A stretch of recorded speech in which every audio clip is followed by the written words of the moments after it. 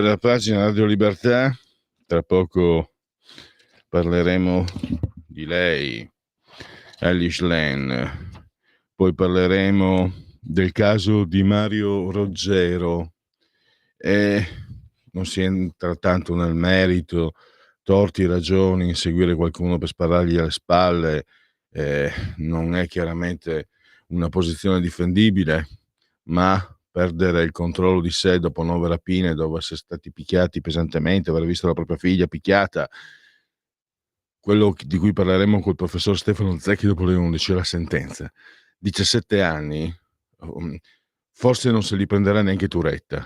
È un pericolo pubblico, un professionista, un artigiano, un gioielliere che ho visto che aveva una denuncia perché aveva mostrato la pistola alla figlia, al fidanzato della figlia, ma sicuramente un comportamento grosso modo, fedina penale pulita, eccetera, eccetera. Ho letto che non aveva precedenti, questa era una cosa en passant. E infine le follie ambientaliste. Pensate, Francesco Giubilei, che conosciamo bene, ha scritto Follie ecologiste. Io l'ho chiamato l'altro giorno e proprio mentre lo stavo chiamando avevo visto questa notizia: a Torino gli ecologisti hanno interrotto una messa. Ha interrotto la messa. Quindi ho detto, sembra quasi uscita dal suo libro, dottor Giubilei. Invece è uscito dalla penna di Pietro De Leo un articolo che ricostruisce quello che è stato, diciamo, reso noto da un sondaggio ADN Kronos, MG ADN Kronos. Ebbene sì, Maurizio Landini è il preferito degli elettori del PD, 42%, la Schlein 23%, 35% non risponde. Pietro De Leo, libero il tempo, lo abbiamo in linea. Benvenuto Pietro, grazie per essere qui con noi. Grazie, buongiorno, ben trovati. Se c'è la condivisione potranno vedere i telespettatori, ascoltatori, insomma, Riccardo Illy. A luglio Riccardo Illy aveva detto tutto. Aveva detto Elish Len è una iattura proprio testuale. L'hanno eletta i passanti. Intervista del Corriere della Sera. Naturalmente queste parole non c'era neppure un catenaccio. L'ho letto io per intero quell'articolo perché vengo dal Friuli. Riccardo Illy è comunque una persona intelligente, mai banale, è uno dei motivi per cui lo detesto profondamente. E i giornali di destra, devo dire, l'hanno ripresa un po' con era sfuggita evidentemente, ma aveva letto bene. Iattura per il PD, eletta dai passanti, gli iscritti e elettori del PD non si riconoscono, addirittura arrivano a preferirle Maurizio Landini, che, se posso dire, pur non al cospetto di giganti come Letta, Zingaretti, eccetera, eccetera, era sempre una figurina di secondo piano. Adesso c'è la situazione nel centro-sinistra tale che Landini è il preferito, poi adesso ti do la parola perché tu hai sentito anche, insomma, hai anche ricostruito perché è il preferito, e dopo c'è anche, attenzione, c'è Giuseppe Conte che sta emergendo, perché un altro sondaggio, 32 Landini, 30 Giuseppe Conte, fanalino di coda Elish Len. Anche Conte meglio della Schlein per gli elettori di sinistra. Questo è il quadro, a te la parola, Pietro. Ma sì, questo è il quadro che sottolinea l'inconsistenza della leadership della Schlein, ormai condannata, tra virgolette, ad essere votata soltanto da uno zoccolo duro del PD, molto ideologico, ma non va alla conquista di un elettorato più fluido dal punto di vista della scelta dell'urna, più flessibile. Stanno là 18%, 19%, forse anche qualcosa di meno, e non si muovono. Invece Landini sta evidentemente suscitando più fiducia, più suggestioni per via di questa mobilitazione permanente a cui si è lanciato, che è evidentemente un'operazione di OPA a sinistra. Lui ha capito che a sinistra ci sono delle leadership molli, che c'è uno spazio politico da conquistare, ed evidentemente sta provando a conquistarlo. Ora però questo ha degli effetti collaterali, perché nel momento in cui tu di fatto trasformi il sindacato in un parapartito politico che fa le cose sulla guerra, sull'antifascismo, che in assenza di fascismo, eccetera, che va al muro contro muro con il governo in una fase complicata dal punto di vista economico-sociale. La domanda è poi che fine fa la rappresentanza sindacale, perché è vero che siamo in un momento di crisi della rappresentanza, ma la ricetta qual è? Mettersi a pensare formule nuove della stessa rappresentanza in vista del lavoro che cambia, della tecnologia, delle organizzazioni del lavoro che stanno cambiando, e concentrarsi su questa missione, o mettersi a far politica? Perché se ci si mette a far politica, innanzitutto alimentando lo scontro sociale come sta facendo Landini e di rimorchio anche la UIL, non fai bene al paese, e poi non fai bene neanche alla missione sindacale stessa, che dovrebbe essere un po' diversa rispetto a quella di dire no, di tentare di bloccare il paese ogni venerdì e di andare sempre allo scontro. Tra l'altro si è spaccata anche per la CISL, non ha seguito il percorso di Landini. Se posso dirlo, siccome l'ho detto tante altre volte, sinceramente questo signore ha goduto della visibilità e gode anche di un vantaggio, mentre agli Slam possono rimproverarle di essere segretaria di un partito che per tanti anni non si è neanche accorto del depauperamento del potere d'acquisto dei salari. Lui gode di questo, però lui è uno che è stato segretario, è diventato segretario nel 2010 segretario della FIOM, mi sembra 2016 CGIL, e si è accorto in primavera 2023 col governo di centrodestra improvvisamente che i salari erano bassi. Lui non paga questo dazio perché appunto non è mai stato al governo, però secondo me una certa credibilità presso, per una volta uso questo avverbio, presso i normodotati dovrebbe avere. Insomma, le persone normodotate con un filtro critico che non indossino la maglietta dei tifosi, ce ne sono da una parte e dall'altra, queste cose dovrebbero comprenderle. Insomma, è possibile che... Sai perché te lo dico, Pietro? Perché io sono dai primi anni 2000, quando l'euro ha massacrato tutto, che sostengo nel mio piccolo, poi come insomma militante della Lega, che gli stipendi sono insopportabili in Italia. Non si può pensare io penso già uno stipendio da 1.500 € lo considero appena dovrebbe essere un salario d'ingresso. E io non sono di sinistra, sentire questi che fanno i sindacali, nel mio piccolo, lo dicevo anche, magari mi capitava negli articoli con la Padania o quando straparlavo qui dietro il microfono, mi è capitato tante volte di dirlo, di osservarlo, nel mio piccolissimo, ma anche nella Lega, più di me, più importanti sicuramente, ha più valore che la Lega comunque abbia sempre indicato, tant'è che parlavamo di gabbie salariali, quindi più di così, quando si guardava solo al nord. Adesso questi che vengono fuori sembra che abbiano scoperto loro che ci sono i salari inadeguati. Ripeto, la persona normodotata dovrebbe trarre delle debite conseguenze. Cosa dici? Sì, ma poi anche il discorso del salario minimo, loro prima erano contrari, adesso sono favorevoli. Ci sono tante cose che appunto convergono verso l'idea che quello che sta facendo Landini è un'operazione politica. Anche il depauperamento industriale di Stellantis che è in corso, che è chiaro, su quello non mi pare affondi, no? Ci sono delle incongruenze chiare, sta facendo appunto una scelta politica, poi alla fine sono sempre gli elettori a scegliere. Certo è che la Schlein si trova veramente incastrata, perché da un lato c'è Landini con questa sua esuberanza, da un altro lato c'è, chiamiamolo così, il notabilato di centrosinistra che vuole costruire un nuovo Ulivo e non vede in lei la persona adatta per federare. Si fanno ad esempio si fa molto il nome di Gentiloni, si fa il nome di Sala, questi nomi qua che sono più accoglienti dal punto di vista delle idee altrui e sono più visti adatti per un'operazione di ricucitura. È sicuramente in una fase difficile, o trova veramente il miracolo per le europee, pesca il messaggio buono, oppure proprio è una leadership che ha sempre meno senso.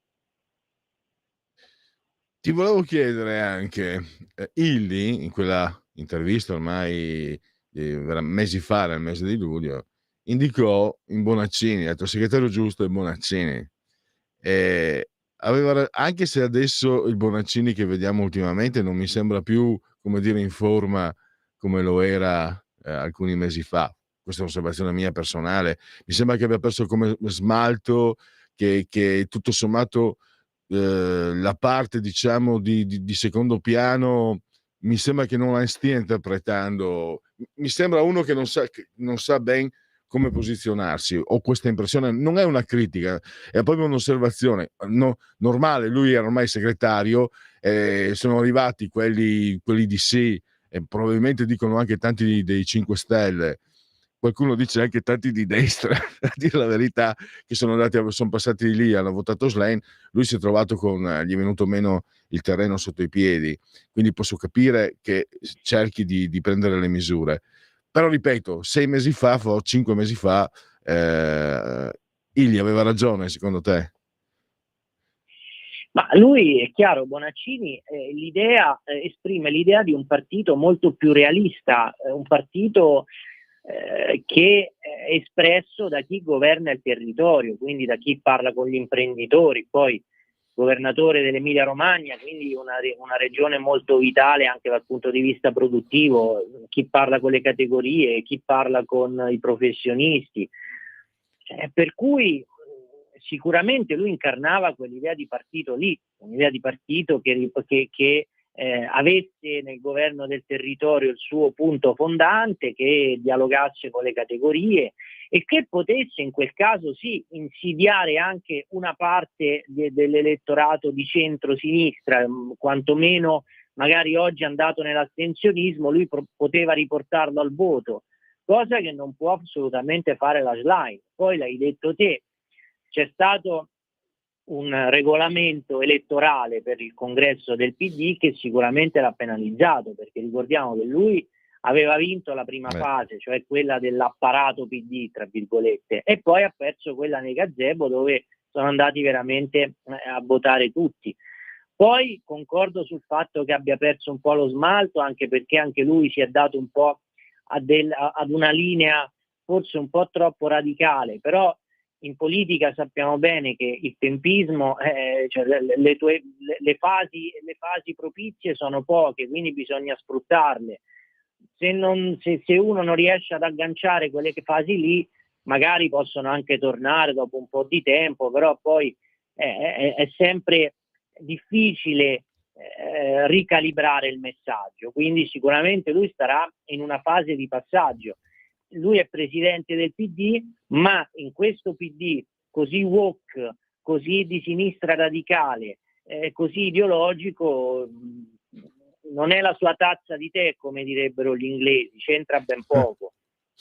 E per chiudere, torno a Landini, torno a quello che hai scritto tu anche, che Sì. è ben visto, perché comunque al di là di quello che ho detto io, sono opinioni, comunque sono punti di vista, sono anche dati reali, però è un fatto, e questo bisogna, secondo me si può riconoscere, cioè che Aggregante riesce ad accontentare col suo movimentismo la parte più, come dire, eh, la piazza delle sinistre, e comunque come sindacalista ha in ogni caso un linguaggio più stretto sulle cose concrete, no? Non è il diciamo, tre diciamo ogni due parole, dopo non si capisce quello che vuol dire l'Islam.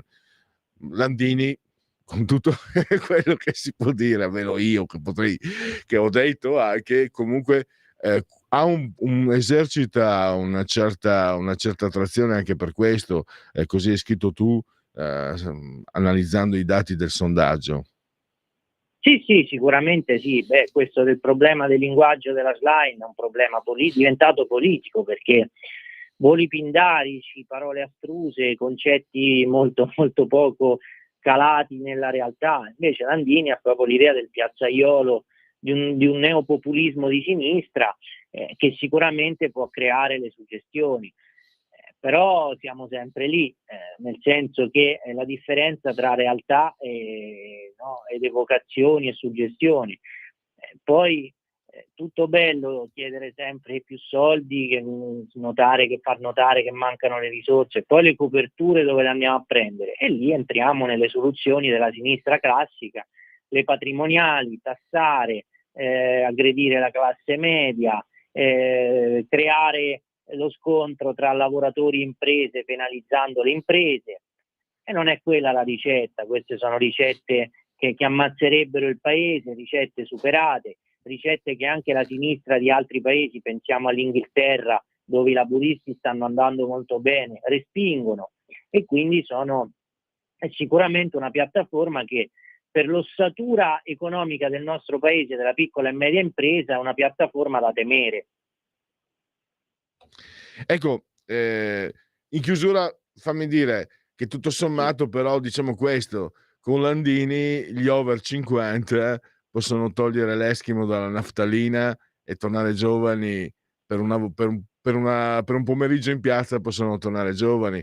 Magari è un po' banale, superficiale quello che dico, però può avere anche può avere un fondamento, no? Viviamo anche di ricordi, viviamo anche di nostalgie, credo. Almeno, Sì, io che sono un poeta, sì, un poeta mancato, no, sì. sicuramente, ma non so, sono ricordi sicuramente gioiosi per chi li ha vissuti, ma un po' meno per il paese, ecco. Venenum incaudam, caro Pietro. Complimenti, hai detto giusto. Allora, comunque io sicuramente non sono mai sceso in piazza con l'eschimo per la sinistra, per la Lega, ma ero già adulto, a più che adulto. Grazie a Pietro De Leo, lo leggiamo tutti i giorni Grazie a su Libero voi. e sul Tempo. Grazie, risentirci a presto.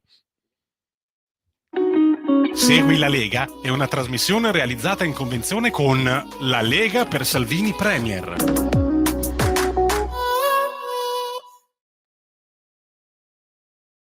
In condivisione, segui la Lega, sono sul sito legaonline.it, scritto legaonline.it, molte cose si possono fare su questo sito. C'è il libretto di governo, scarica il libretto che mette in fila tutto quello che è stato fatto grazie alla Lega in questi 12-13 mesi di governo, quindi per il militante ma anche per l'elettore, anche per l'appassionato, che così ha degli spunti.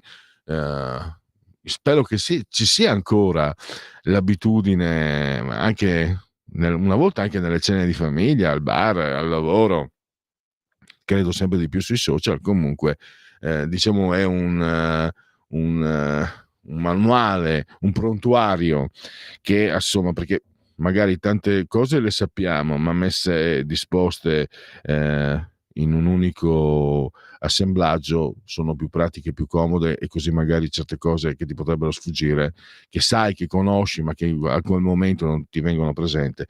Basta, potete iscrivervi, che è ancora più importante, è molto facile, versate 10 euro, si versano 10 euro tramite PayPal, senza nemmeno vi sia la necessità che siate iscritti a PayPal, poi il codice fiscale e gli altri dati richiesti, e quindi vi verrà recapitata la maggiore per via postale, ma se di mezzo ci sono le poste italiane, io raccomando ampi, profondi, calorosissimi gesti apotropaici alle femminucce, ai maschietti e anche a tutto il resto, terzo, quarto, quinto, sesto, quel che è, a me importa poco.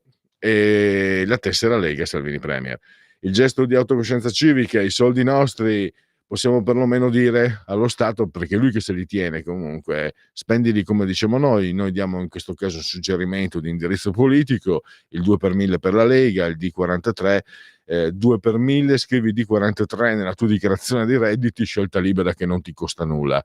Di Domodossola, e tutta la pubblicità che faccio ai domesi, la giunta di Domodossola non so da che sia guidata, potrebbe dare un obolo, è vero. 4 i Cavalieri dell'Apocalisse, 3 come sempre il numero perfetto. Non vedo aggiornamenti sul fronte delle apparizioni radio-televisive dei protagonisti della Lega, ovvero sia i politici, pertanto possiamo chiudere. Segui la Lega time out e poi tra 6 minuti, 5 minuti col professor Stefano Zecchi per parlare di questa sentenza che fa discutere a Mario Roggero, 17 anni.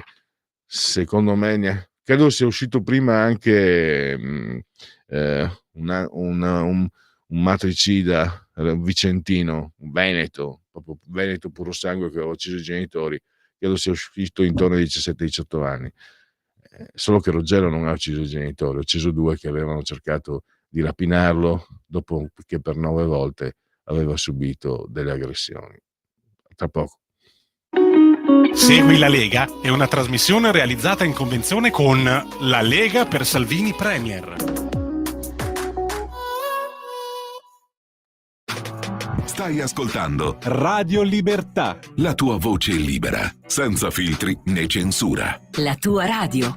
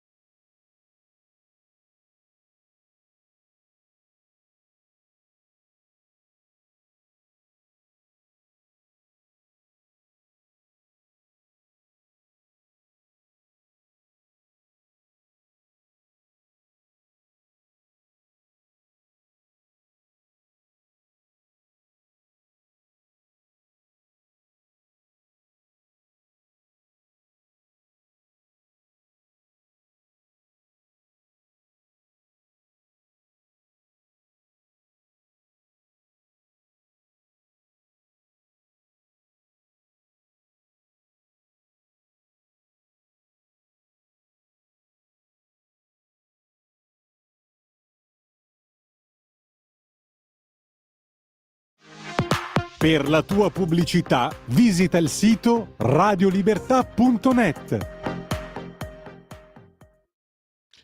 In diretta di nuovo con Oltre la Pagina, Radio Libertà. Credo che tra pochi istanti avremo in collegamento telefonico il professor Stefano Zecchi, docente di estetica e firma editorialista del giornale. Parliamo di questo fatto e secondo me, scusate, sto vedendo se riusciamo ad avere il professore.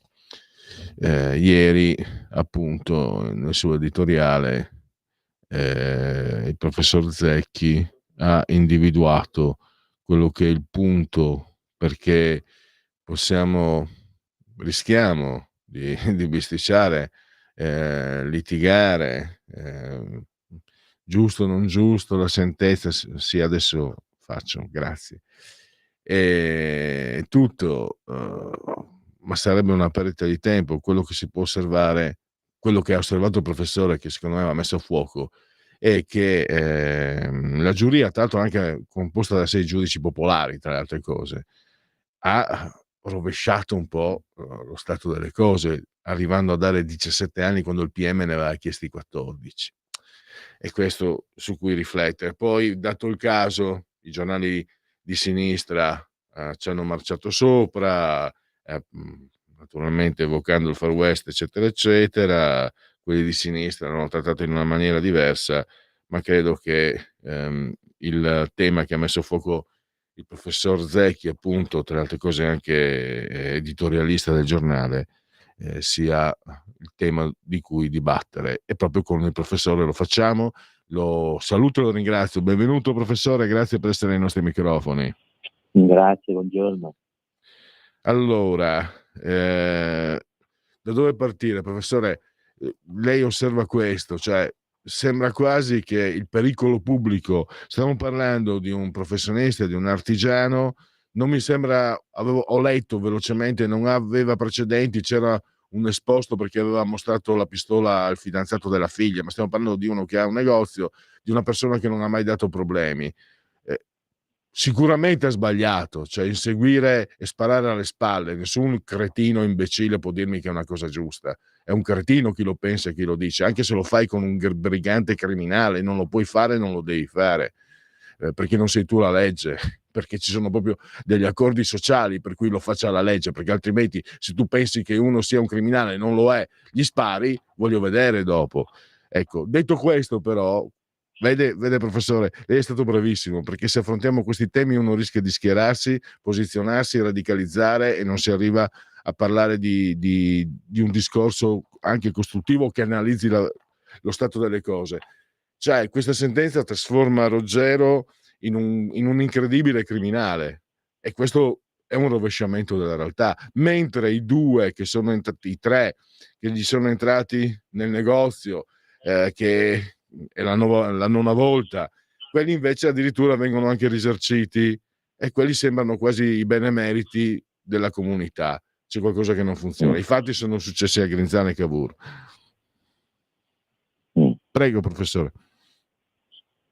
Sì, la situazione appunto è da un lato delicata, dall'altro è così evidente nella sua dimensione giudiziaria che meritava, secondo me, una riflessione non tanto sulle motivazioni, che poi ovviamente quelle ci sono, appena accennate lei, il fatto che il gioielliere fosse censurato, fosse stato aggredito e quindi avesse avuto questa reazione, ma quanto il modello, diciamo così, logico che è stato usato per emettere questa sentenza, perché è certo che noi partiamo da un presupposto che è quello di civiltà, cioè noi dobbiamo reprimere la nostra aggressività, perché questa repressione consente la vita civile.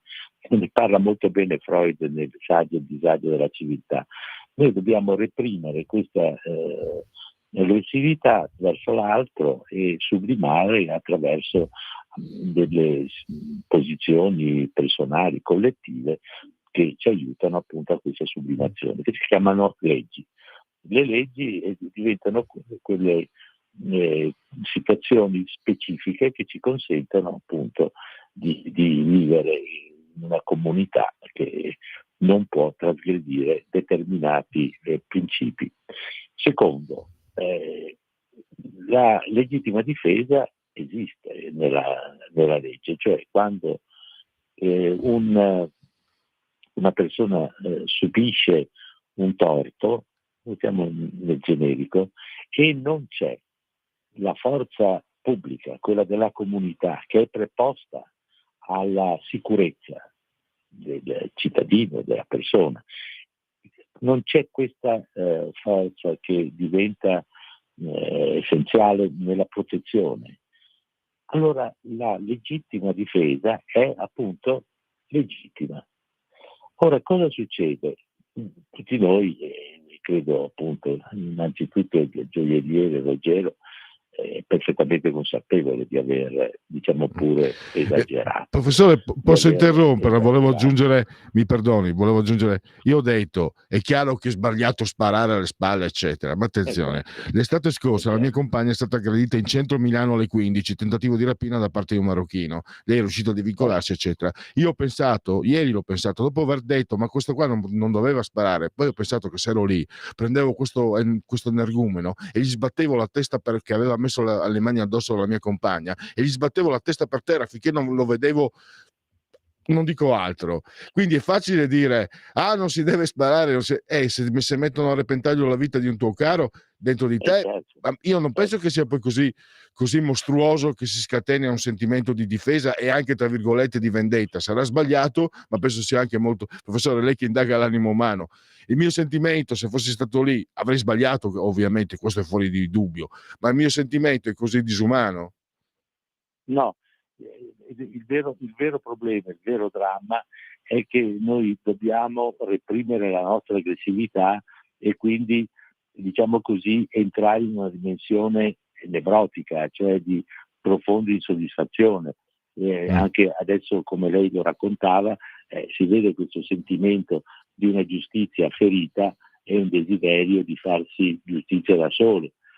Questo diventa, io l'ho provato, dunque io ne parlo sempre molto raramente, ma volentieri. Io questo sentimento l'ho provato quando mia sorella e suo marito sono stati ammazzati insieme mentre attraversavano le strisce pedonali davanti a casa loro.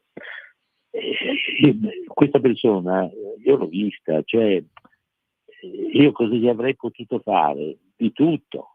Ecco, questa repressione io me la porto ancora dietro, cioè sono ancora scosso da questa situazione e dalla repressione che ho fatto della mia aggressività nei suoi confronti. Ancora scosso e lo pago ancora in termini, diciamo, psicologici.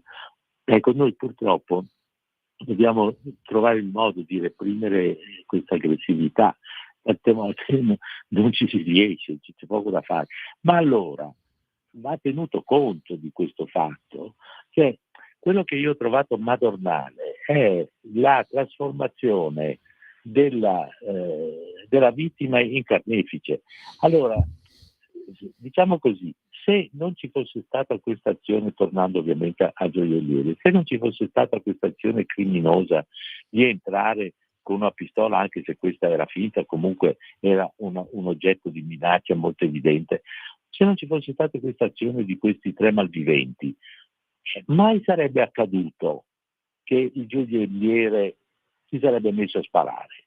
Allora non può essere che questa azione sia la vera responsabile poi dell'atteggiamento del gioielliere. Cioè il gioielliere fa quello che fa, noi ovviamente lo riproveriamo di quello che ha fatto, lo condanniamo, lui avrebbe patito una condanna per quello che ha fatto. Però cosa succede? Che quando gli danno 17 anni hanno un significato, cioè hanno il significato di dire che questa persona è un pericolo pubblico, cioè un delinquente. Ecco, quindi hanno l'azione che è stata quella che ha innescato, l'azione criminosa che ha innescato la reazione del gioielliere. Se non ci fosse stata, quel gioielliere sarebbe rimasto tranquillamente nel suo negozio, Quindi è l'azione che va punita innanzitutto, non la reazione. Invece lì la reazione diventa il vero responsabile da un punto di vista giuridico e diventa la persona che ha compiuto questa azione il vero nemico pubblico, cioè il pericolo pubblico. Questo io trovo madornale, al di là di tutte le giustificazioni psicologiche che si possono addurre, come per esempio il fatto che lui era già stato minacciato, come per esempio che non aveva mai diciamo così trasgredito le regole, eccetera, eccetera, eccetera. Ecco, questo secondo me era la riflessione da fare su un'entità della condanna che trasforma la vittima in carnefice, senza tener conto che l'azione che ha portato all'uccisione dei due malviventi è stata provocata dagli stessi malviventi. Ecco. Direi che questa è la fotografia, professore. Mi dispiace anche di averla portata a rievocare un episodio di cui non ero a conoscenza così drammatico. Mi dispiace. Sì. Ma sì, però guardi, sono passati ormai 6 anni, 7 anni. Talvolta, guardi, francamente, parlarne anche della vostra radio, ormai sono diventato un vostro amico, fa anche bene. Diciamo così, certo. Fa anche bene. Certo, anche veramente me l'è molto apprezzato nei nostri ascoltatori. Professore, volevo tornare. Io sono viziato di politica, c'è un ideologismo di base, io parto da questo presupposto. Fondamentalmente io mi sento un anarcoide, per me l'autodifesa è sempre legittima, è un diritto quasi giusnaturale, lo considero. Forse sto anche bisticciando con i concetti.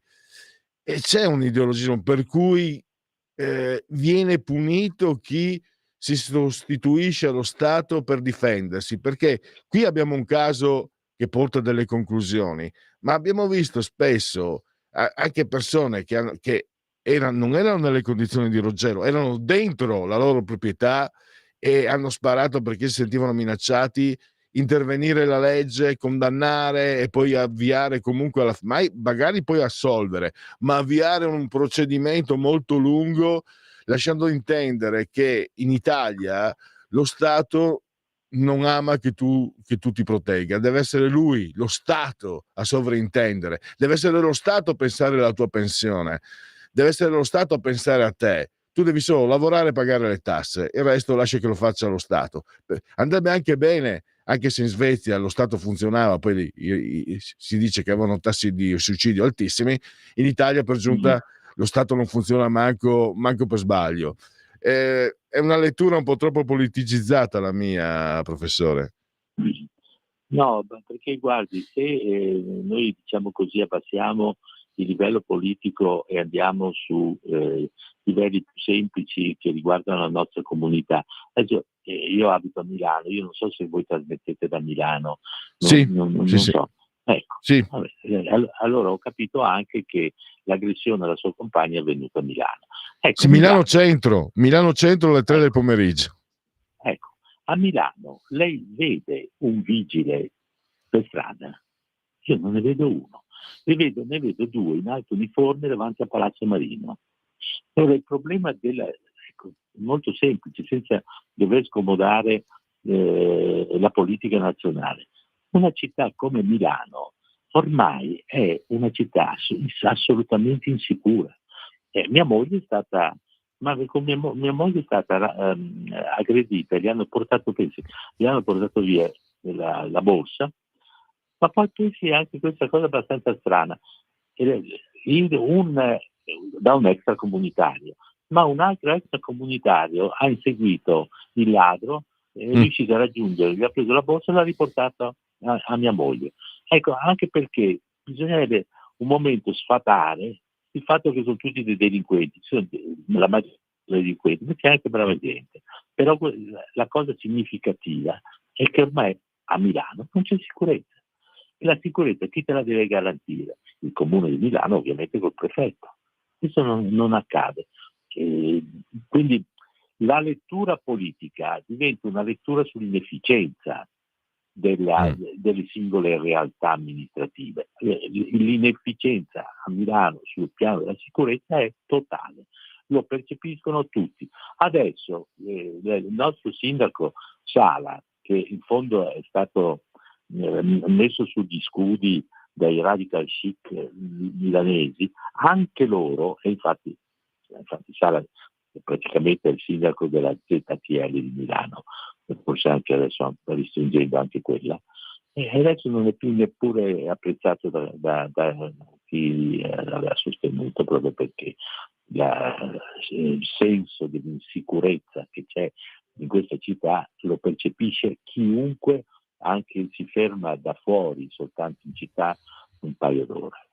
Ecco, allora, per rispondere alla sua domanda, sì, si fa politica perché ormai è giusto anche fare politica su tutto, però in questi casi mettiamo un momento da parte la politica, andiamo a vedere come si può amministrare una città attraverso un sentimento maggiore di sicurezza. Questo è il problema. Beh, questo qui sfondiamo una porta aperta, perché sul fattore sicurezza purtroppo c'è stato un peggioramento, un precipitare delle cose. Professore, mi permetta una leggerezza in chiusura salutandola, perché il tema è stato pesante. Complimenti al Venezia, che sta andando benissimo. Ho tirato fuori di nuovo la maglietta e il gagliardetto, Sì, io sono interista, ma a Venezia lo seguo. ma lì perché vede, in questi casi, quando i livelli di gioco sono alti, eccetera, l'allenatore è decisivo. Infatti lei saprà che Vanoli è venuto al Venezia l'anno scorso di questo periodo, che il Venezia era penultimo e con la stessa squadra, gli stessi giocatori, ha portato ai playoff, e adesso, cambiando mi pare un paio di giocatori, non di più, è in testa alla classifica. Lì significa sì, essere bravi, e in fondo io sono contento, perché non basta il merito, cioè non basta la buona volontà di far bene le cose, bisogna avere anche la competenza. Io dico sempre sì, anche perché adesso la parola merito giustamente è stata tirata fuori, lei sa quanto era stata discusso il merito dopo il 68, nel 68 sempre questa parola veniva demonizzata. Bene che sia stata tirata fuori, però non è sufficiente il merito, perché io posso avere uno studente che ce la mette tutta, poverino, e io mi tengo conto del fatto che ce la mette tutta e che quindi ha i suoi meriti per studiare, però poi ci sono le competenze. Questo è il fatto. Se quel ragazzo è così bravo, ma arriva a conoscere Kant, non so, fino a un certo punto, io non gli posso dare un voto alto, perché è meritevole, ma non ha raggiunto quei livelli. Quindi ci vuole competenza.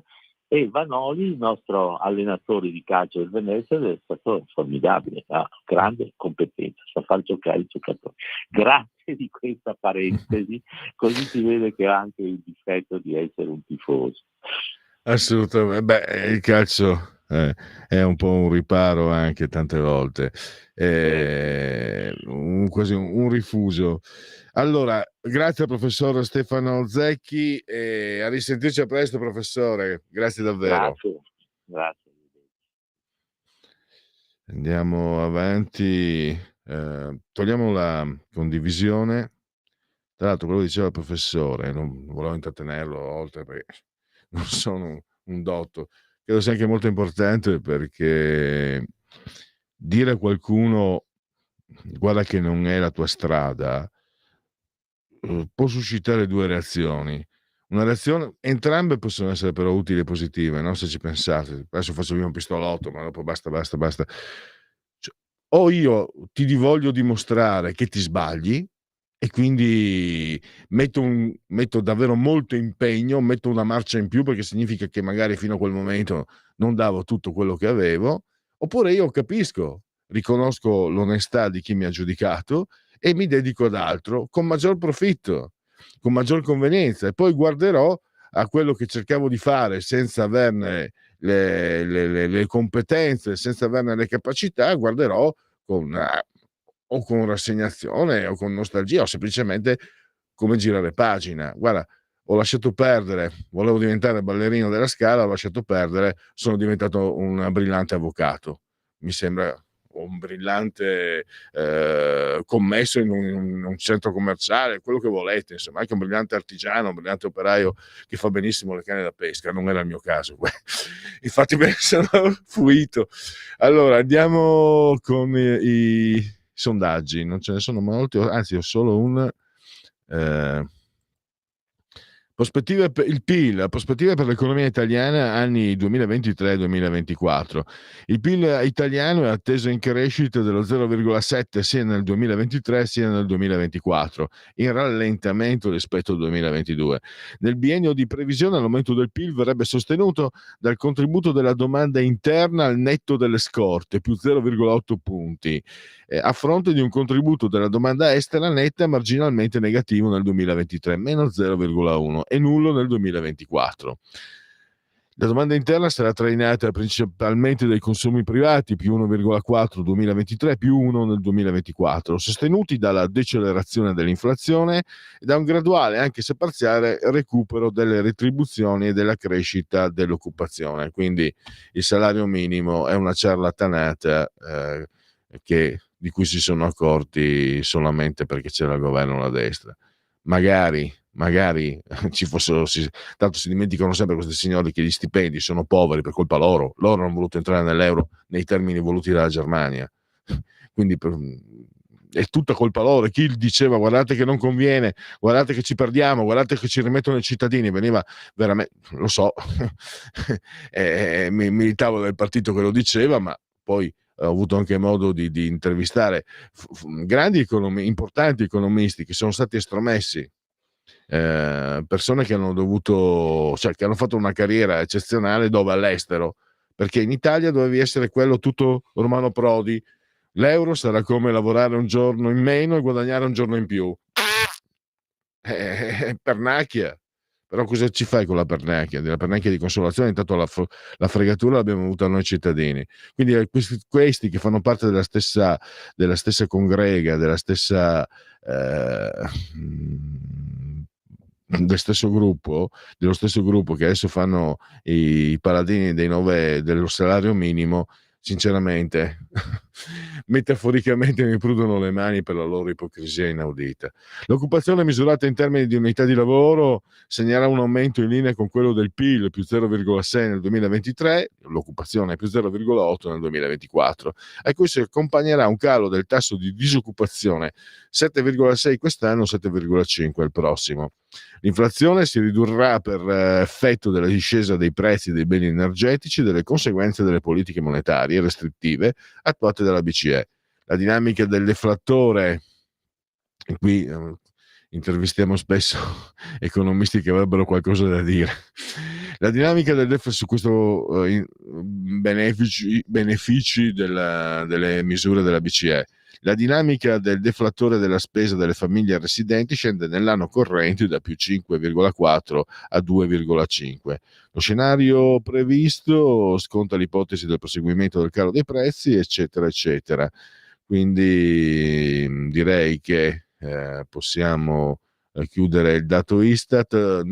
Non sono in condivisione, vero? Beh, allora andiamo ad aggiornarvi le ultime notizie ANS. Meloni, non avvalliamo un patto che non possiamo rispettare. Posso anticiparvi che seguiremo questa trattativa per il patto di stabilità. Già domani sentiremo Sergio Luciano che spiega come con una Germania che si trova nelle attuali condizioni ma che è ancora egemone in Europa, la Germania è una zavorra. Quindi cominceremo a occuparcene già da domani. Danilo Coppola arrestato a Dubai, 11:30. Federico no, caro Alessandro Pirola, il mio giovane geniale amico elfo, mi ero permesso appena conosciuto anni fa di chiamarlo così, lui non si è offeso anche perché era un complimento. Allora vedi Alessandro, Danilo Coppola è stato arrestato a Dubai. E io mi domando, vedi la foto, la stai guardando, mettila in condivisione. ma il suo parrucchiere è ancora in libertà. Time out. Stai ascoltando Rata. la tua voce libera, senza filtri né censura. La tua radio. Come si fa? Mamma.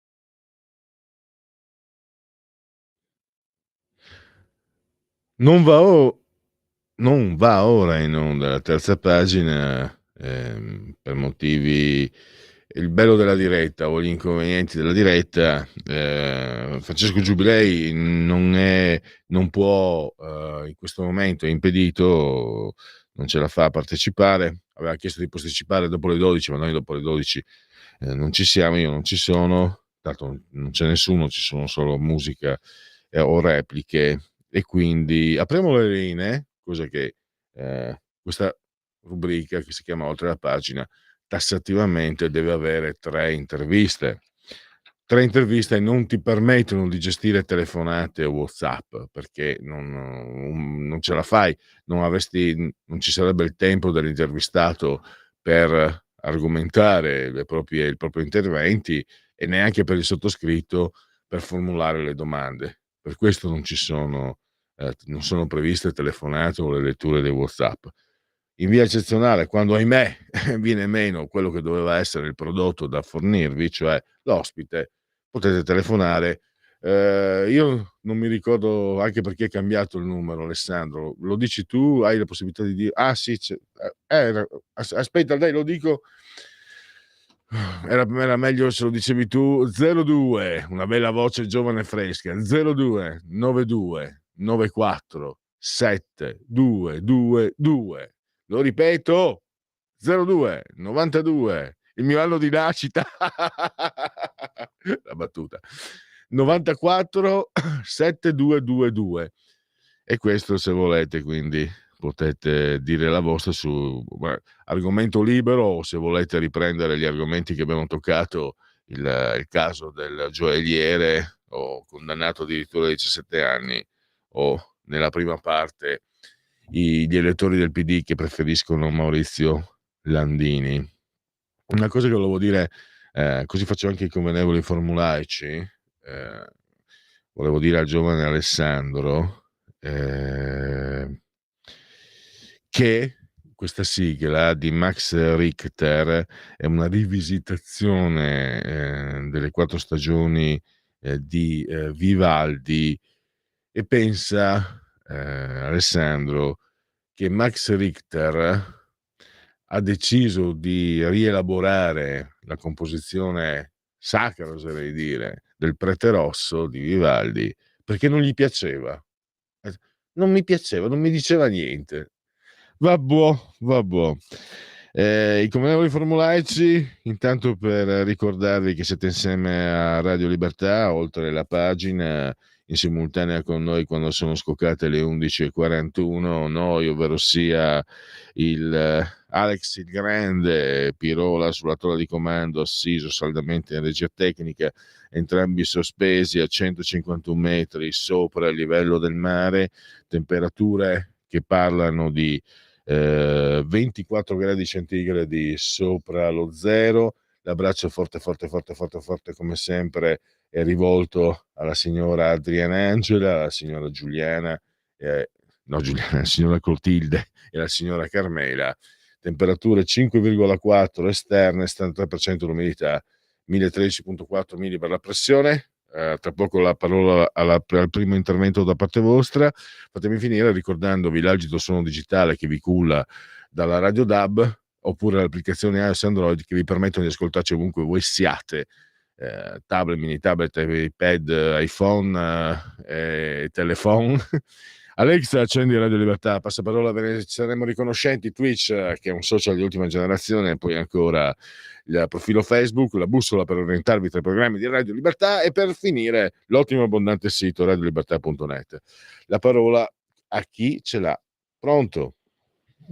Sì, pronto Pierluigi, sono il Walter. Sentiti l'ultima volta che hai aperto le linee e la seconda volta che le apri, sono ancora qua, perché voglio sfruttare l'occasione di parlare con te. Ti stimo e quindi mi fa piacere parlarti. Grazie. Volevo dire questo relativamente alla condanna dei 17 anni, che reputo sproporzionata, come tu dici. Io ho visto le immagini di quello che è successo e la condanna ci andava, ma certo 17 anni sono uno sproposito. Che comunque siamo sempre nelle mani di magistrati che, come nel caso di una cassiera, mi sembra di Padova, alla quale hanno sparato con un fucile a canne mozze 200 pallini perché lei ha gridato non so cosa al rapinatore. Il giudice l'ha condannata, perché lei ha fatto una causa per avere il risarcimento, il giudice l'ha condannata dicendo che lei non avrebbe dovuto gridare, la sua reazione è stata spropositata. Allora, in quest'ottica diventa difficile essere obiettivi, cioè come ci si deve comportare, che ci dicano. Una volta io avevo detto, ci dicano, ci facciano studiare, ma anche a noi vecchi, io ho superato i 60, ci dicono quello che possiamo fare e quello che non dobbiamo fare. Allora, se uno ci rapina, cosa dobbiamo fare? Dirle grazie, prego, stia lì, se io ho la forza per reagire, reagisco, ma a questo punto ho anche paura a reagire, perché se uno mi strappa, che ne so io, prende il portafoglio, io gli do uno schiaffo, se questo cade per terra, si spacca la testa, devo affrontare un processo, pagare le spese chiaramente dell'ospedale perché sono a carico di colui che si è difeso, quindi diventa molto difficile. Io non so tu come la pensi, cioè penso di saperlo, però era solo per esprimerti il parere, visto che non mi hai anche chiesto. La penso come te, ma non cioè perché io penso che sia un buon senso. Io ho detto, io fondamentalmente sono un anarcoide e credo che difendersi sia un diritto giusto naturale, uso anche questo parolone, e lo Stato non può impedirmi di difendermi e non può condannarmi se mi difendo. Non è il caso del gioielliere, anzi, il caso del gioielliere è complesso. Guardate, io prima dicevo, la mia compagna è stata aggredita in centro a Milano alle ore 15 in luglio. E dicevo prima col professor Zecchi, se ero lì avrei preso, era uno straniero, un marocchino che l'ha aggredita, poi è scappato. Se ero lì, aveva messo addosso le mani alla mia compagna, le ha dato anche un pestone che le ha fatto male per settimane. Se ero lì, io questo signore lo prendevo. Probabilmente adesso non sarei qui a parlarti, perché io peso 138 kg, perché sono ulteriormente ingrassato, perché prendo le medicine per la gotta. L'avrei preso e l'avrei seppellito di botte e sarei finito in galera. Però è giusto? Picchiano la mia compagna, io reagisco e finisco in galera? Walter, la penso come te. Ascolta Luigi, volevo dirti una cosa, tu sei un amante dei poeti, volevo dirti che le parole di Ungaretti sono sempre più attuali. La morte si sconta vivendo. Ti do questa. Ciao Pierluigi. Grazie. Abbiamo un altro intervento. Sì, sono io? Sì, buongiorno. Posso parlare? Prego. Sì, buongiorno.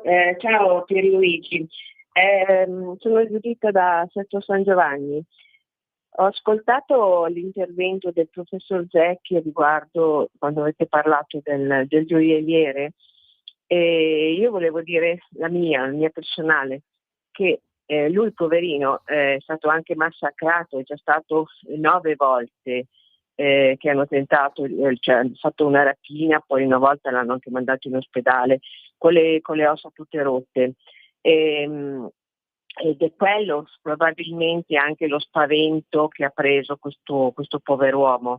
Certo, è stato sfortunato perché uscendo con la pistola ha sparato e li ha uccisi tutti e due, magari poteva anche sparare a livello gambe, però in quel frangente non credo che uno si metta tanto a ragionare.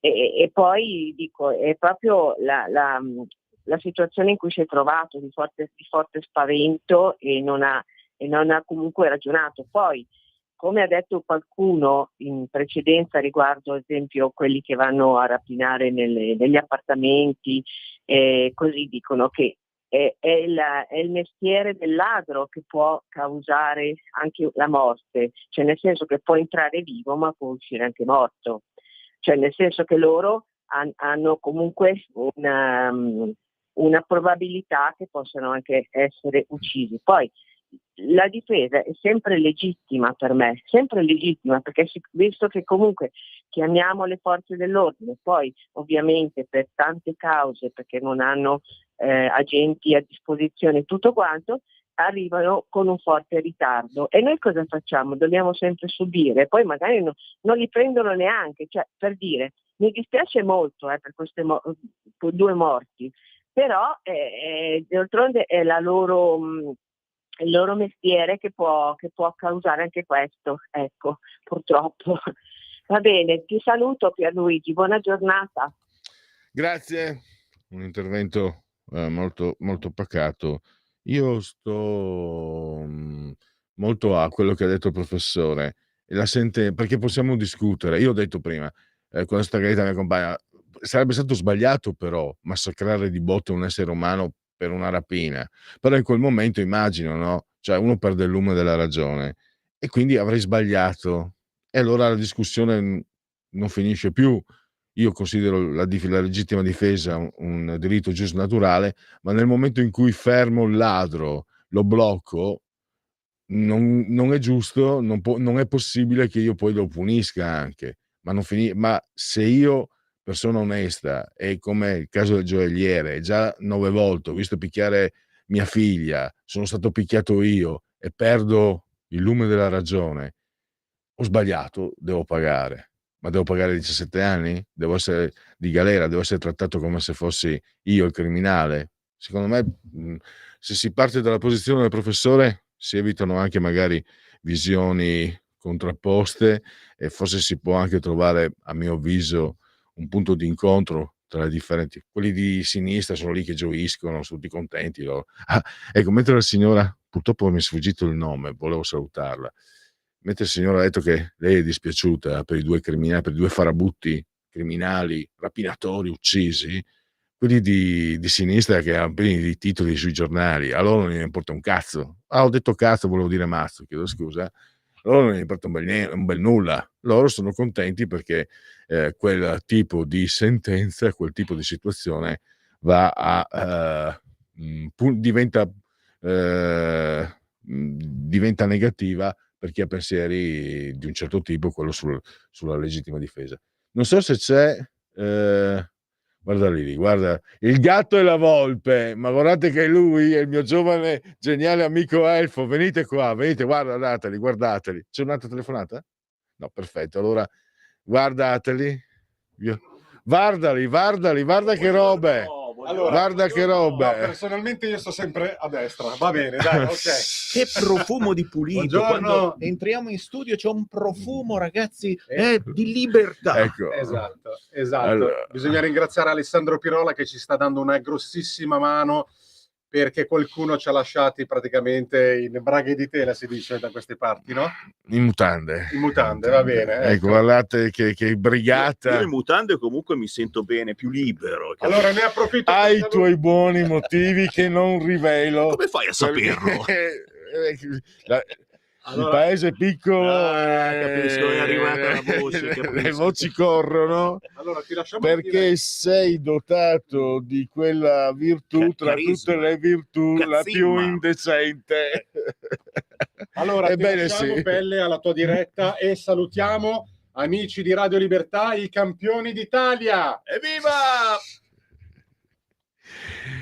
I campioni d'Italia di 2 anni fa.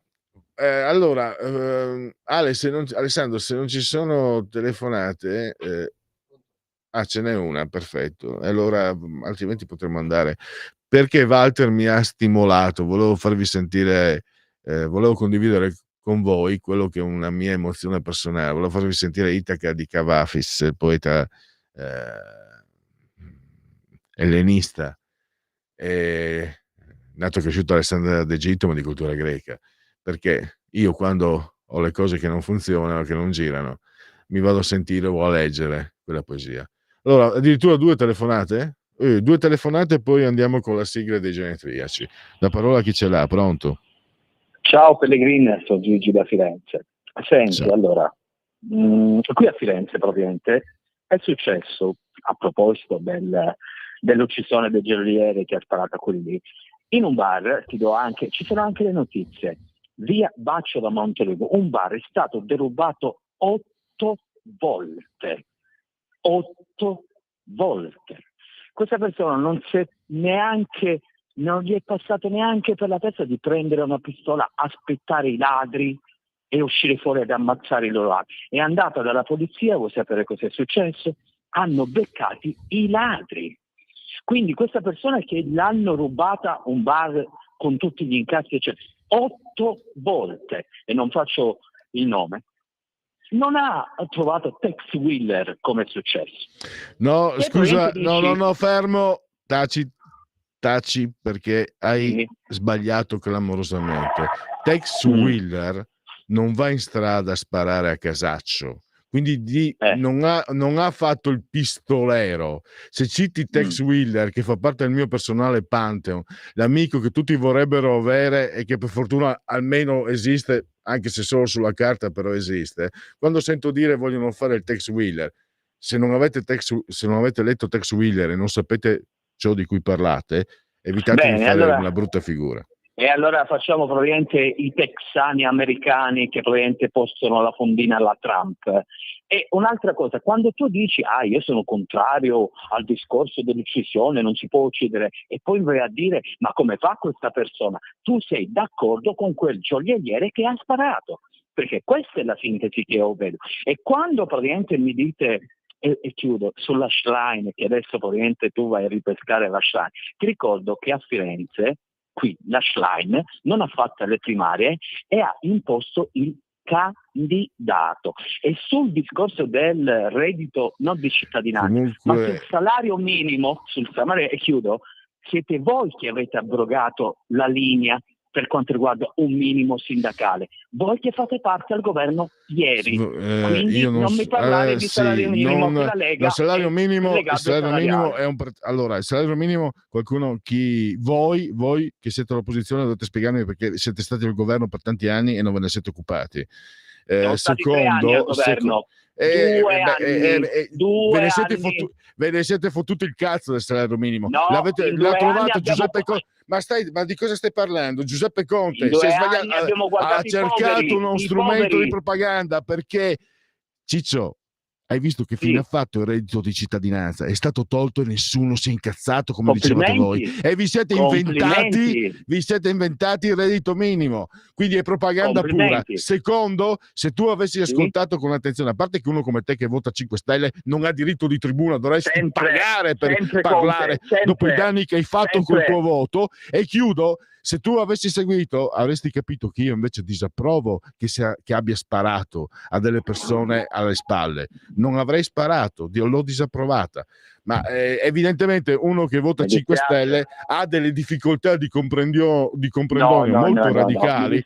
Poverino, ciao, guarda, la prossima volta paga per intervenire. Hai votato 5 Stelle, devi pagarmi per tutti i danni che hanno fatto i tuoi, mi devi pagare tanto perché hai fatto danni tremendi col tuo voto, hai fatto danni inenarrabili, vergognosi, materiali e morali. Hai insegnato che qualunque coglione può diventare ministro, qualunque incapace. Avete ucciso il merito voi 5 Stelle e avete un capo che ha offeso una ragazza che è stata violentata o ha denunciato la denuncia e ha detto che di suo figlio se le poteva tenere nei pantaloni. Quindi siete anche patriarcali, sessisti e vergognosi. Basta, non ne voglio più di voi. Via.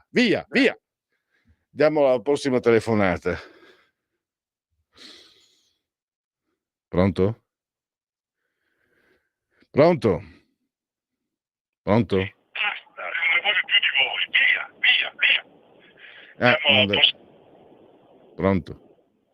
Pronto? Sì. Parla al telefono, altrimenti c'è l'eco e non combacia. Allora, vediamo cosa riesco a fare. Sono collegato alla vediamo che l'altoparlante si va bene. Bene, parla pure. Allora, ascolta, a parte che concordo con tutto ciò che hai detto fino adesso, no? E questo di base. Volevo tornare un attimino a bomba al discorso. Prima di tutto do ragione assolutamente alla signora che comunque il mestiere del ladro è pericoloso, va bene, la difesa è sempre legittima e se nei rischi del tuo lavoro di ladro c'è quello di essere ammazzato, anche perché non esiste il fatto che uno che cosa fa? Ti rapina, ti gonfia di botte nel momento in cui ha in mano la tua roba, ti ha spaccato la faccia, ti gira le spalle e cosa fa? Poi gira appena la testa, ti guarda, fa no, sono di spalle, non mi puoi fare più niente, esce indisturbato. Ma io ti sparo anche alle spalle, cioè, ma stiamo scherzando? E questo qui viene condannato nel momento in cui ha subito un'ingiustizia del genere, cioè, ma qui veramente va rivisto un po' tutto, va rivisto un po' tutto, ma chi è l'artefice di tutto questo gran casino? La sinistra, i 5 Stelle. Va bene, sono loro, perché sono la rovina degli ultimi anni del nostro paese, perché loro hanno permesso questo ingresso di clandestini che hanno portato delinquenza, ma tutto questo io mi domando, ma che pro? Cioè, se fai quello che hai sempre fatto, ricevi quello che hai sempre ricevuto. Ok, ma detto questo, infatti abbiamo visto che come è andata fino adesso, andando in futuro, se diamo retta a questi, sarà sempre peggio, ma per arrivare a un'Italia fatta come? Com'è che la vogliono? Cioè, ma vuol dire essere proprio deviati mentali, vuol dire non avere un minimo di amore per la propria patria, per il proprio territorio, per la propria cultura. Ma mi domando come mai a monte il problema è la sinistra, e sicuramente c'è qualcosa a livello di psiche che è malato, perché non è più la differenza padrone, mica il padrone, anzi loro sono diventati i più capitalisti di tutti. Va bene? È proprio una questione, secondo me, una deviazione mentale. Vorrei sapere che cosa ne pensi tu. Scusami, ti devo interrompere perché c'è un'altra telefonata e abbiamo 30 secondi. Comunque io alle spalle non sparerei in ogni caso, però per il resto mi sembra siamo d'accordo. Pronto? Pronto? Pronto? Posso intervenire? Prego. Grazie, ciao. Sono Walter Friuli Venezia Giulia, ciao, un tuo conterraneo. Prego. Mi senti? Io perché io sento molto male, sono in macchina. Allora, parla che abbiamo pochissimo, hai 10 secondi. Va bene, a prescindere che ti do tutte le ragioni del modo di aver risposto in quel modo a quel tizio che ha telefonato da Firenze. Sai che cosa c'è? Loro devono creare dei totem, questi della sinistra, e sui totem poi ci girano intorno. Adesso ci sarà anche questa povera Giulia. Sono fatti così. Qui da noi hanno regeni dappertutto. Sono fatti così, 5 Stelle o non 5 Stelle. Tutto quello che è sinistra, io sono un ex di sinistra, è da criticare. Che si facciano un esame di coscienza, se riescono ad avere ancora una coscienza. Ciao, buon lavoro a tutti. Grazie. E io c'ho il dente, ha ragione questo ascoltatore, tutti vanno criticati, e io c'ho il dente avvelenato con 5 Stelle, cioè ce l'ho proprio troppo, non dovrei, sono dietro un microfono, non devo parlare come ho parlato prima, ma è più forte di me, mi viene fuori dall'anima, ma anche in privato, anche di più in privato mi permetto anche le parolacce e le bestemmie quando parlo di chi ha votato, neanche degli eletti, di chi ha votato, mi infurio come un Doberman, e a me piacciono i gatti. 16° giorno di Frimaio, mese del calendario repubblicano, ricorrenze e commemorazioni. Oggi San Nicola, San Nicolò anche, San Nicolaus, il patrono di Bari, San Nicola di Bari. E poi abbiamo Stalin, a proposito di comunisti, Gershwin, poi Rhapsody in Blue, che bella. Dave Brubeck, jazzista, e poi abbiamo Romano Bracalini, lo sentivamo spesso, abbiamo perso un po' di vista, e poi abbiamo Tom Hulce, nomination all'Oscar per Amadeus, e Andrea Agnelli. Che i tempi siano cambiati lo dimostra che sulla stampa apparì tempo fa, un anno fa, il parere dell'avvocato Gianni Agnelli di suo nipote disse monociglio e troppi denti in bocca sulla stampa. C'era un tempo in cui anche uno doveva farsi il segno della croce e andare a purificarsi con riti propiziatori prima di nominare Agnelli sull'informazione italiana. Dovevi farlo in ginocchio o genuflesso. Adesso addirittura il giornale di famiglia prende in giro uno dei componenti, anche perché ormai sono tutti tra Olanda, Svizzera, ormai dell'Italia loro se ne importano, e tutti quelli che una volta erano dei lacchè adesso fanno anche i fenomeni. Ma non è l'Italia, è il mondo che è fatto così. L'Italia è 5 Stelle, che peggio di così non si è mai visto. E io ho già sforato di 3 minuti. Casomai se nello spazio dopo le 12 riesce comunque a infilarsi Cavafis, così mi passa questo. Guarda, la prossima volta se dovessi aprire le telefonate, quello lì dei 5 Stelle non lo voglio, digli se paga, fa un versamento, perché non ha diritto di tribuna uno che ha votato 5 Stelle, deve fare un versamento e pagare la tassa per tutto il male che ha fatto a noi cittadini votando quella gente lì. Che sfogo. Vedete, è meglio che non apra le linee. do solo spettacolo. Grazie a tutti.